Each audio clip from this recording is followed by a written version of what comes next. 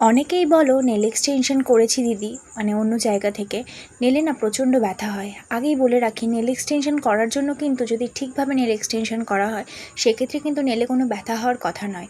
হ্যাঁ, যদি তোমার নেল আর্টিস্ট খুব বেশি ফাইল করে ফেলে তাহলে সেক্ষেত্রে নেলটা পাতলা হয়ে গেলে একটু চাপ লাগলে নেলে ব্যথা হবে।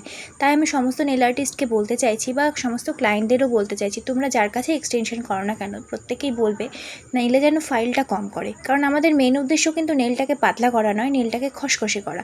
তো যেটা আলগা হাতেও করা যাবে। তো তোমরা দেখতেই পাচ্ছ আমি কীভাবে ফাইল করছি। তো এইভাবে ফাইল করলে হালকা হাতে নেলে কিন্তু কোনো সমস্যাই হওয়ার কথা নয়। তাই নেল এক্সটেনশন করার আগে ফাইলটা কিন্তু খুব ধীরে সুস্থে করবে, কারণ ক্লায়েন্ট হয়তো নেলটা 1 মাস রাখবে, তারপরে কিন্তু তার রিয়েল নেলটা মানে ফাঁকা থাকবে, তখনও কিন্তু নেলটা পাতলা হয়ে যাবে এবং নেলে কিন্তু প্রচণ্ড পেন হবে। তাই এক্সটেনশন করার সময় ঠিকঠাকভাবে ফাইল করো। টাটা, বাই বাই সবাইকে, আবার দেখা হবে অন্য কোনো ভিডিওতে। আর এই ভিডিওটা যদি ভালো লেগে থাকে, তোমাদের যদি কাজে লেগে থাকে, তো শেয়ার করতে ভুলো না, লাইক কমেন্ট করে দিও। টাটা।